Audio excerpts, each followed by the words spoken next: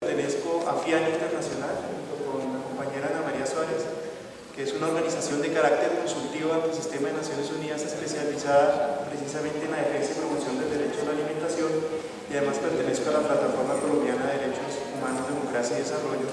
Nos agrada mucho estar acá y sobre todo colaborar en la medida de nuestros modestos esfuerzos a impulsar esta posibilidad que para nosotros es muy valiosa también, porque reconocemos la importancia estratégica que tiene para la población colombiana. No me quiero demorar en mi presentación porque creo que Ana María nos va a dar un par de comentarios que creemos son muy importantes de tener en cuenta a la hora de impulsar esta iniciativa. Muchas gracias.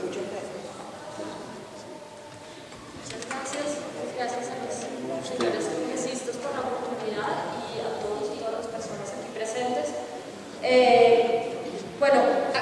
Realmente le damos una gran bienvenida a este proceso porque tristemente Colombia es uno de los países más atrasados en el debate de la constitucionalización y el desarrollo jurídico del derecho a la alimentación. Hoy en día 26 constituciones del mundo han reconocido el derecho humano a la alimentación como un derecho constitucional y por tanto exigible por vía de las acciones constitucionales como la tutela.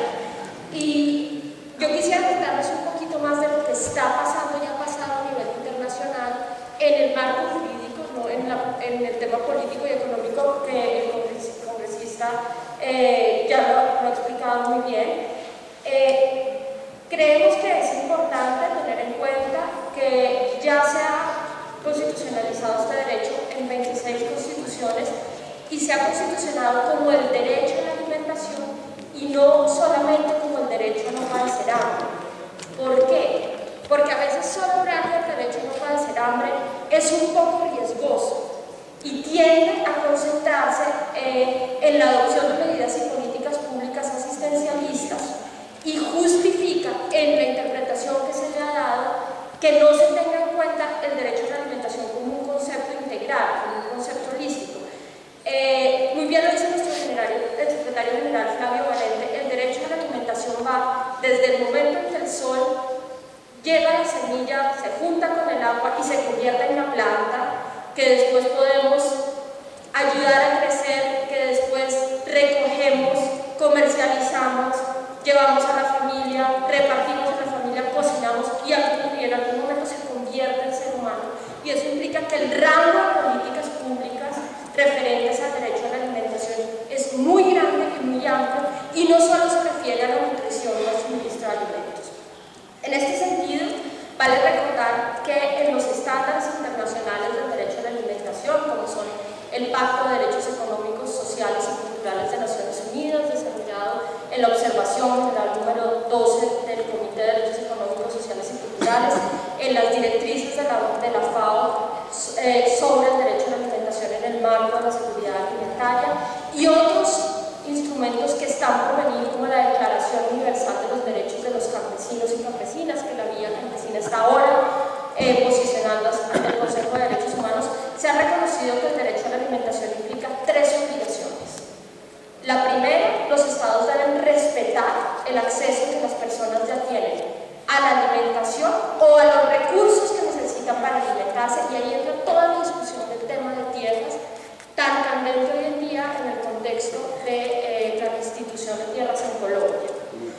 Una segunda obligación, que es la obligación de proteger. ¿Qué significa proteger? El Estado debe evitar que terceros impidan que la gente acceda a sus recursos con los que produce alimentos o a la alimentación misma. ¿Cómo se hace esto? Mediante regulaciones, pero ya sabemos que muchas veces las regulaciones se quedan en el papel. Entonces también debe haber mecanismos de vigilancia o monitoreo, mediante mecanismos de investigación cuando se vea que hay una irregularidad y, muy importante, mediante la compensación, la indemnización y las garantías de no repetición cuando ya se han consolidado violaciones del derecho a la alimentación. La siguiente obligación, la vamos a respetar, proteger. La tercera es la obligación de cumplir. Cumplir significa, primero, que el Estado debe asumir todas las medidas en lo posible, tanto las inmediatas como otras a mediano plazo, para garantizar que las personas se puedan alimentar a sí mismas. ¿Qué implica esto? Reformas agrarias, acceso a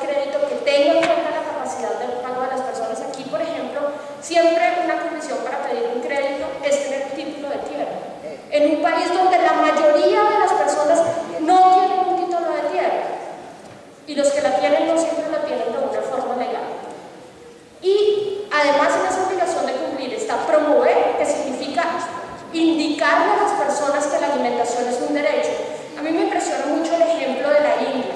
En la India, hace un par de años, 40 campesinos se suicidaron en un lapso de 6 meses más o menos, porque no tenían la capacidad de pagar los créditos. Se les creció el crédito y no pudieron pagar.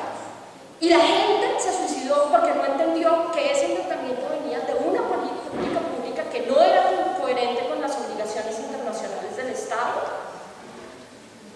y creyó que había fracasado en su trabajo.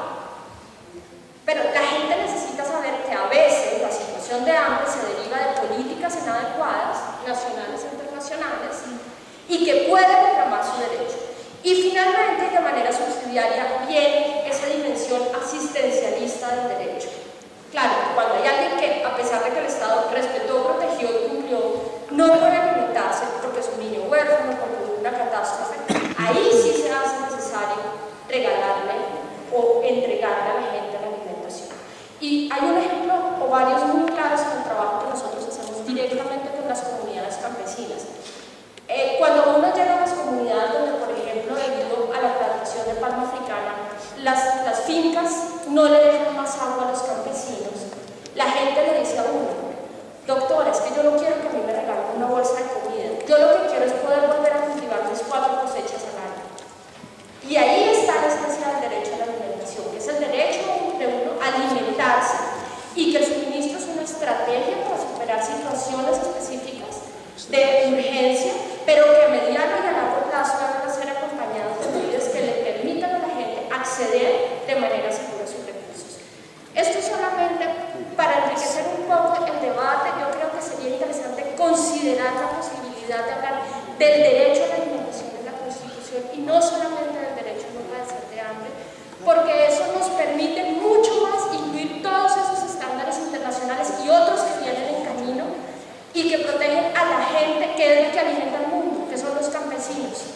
Entonces, por ahí les dejamos eso, y obviamente desde FIAL, tanto en Colombia como a nivel internacional en Ginebra y en Alemania, estamos dispuestos a dar el apoyo técnico que sea necesario para enriquecer el debate y esta campaña. Excelente. Excelente. Muchas gracias y quedamos a la orden para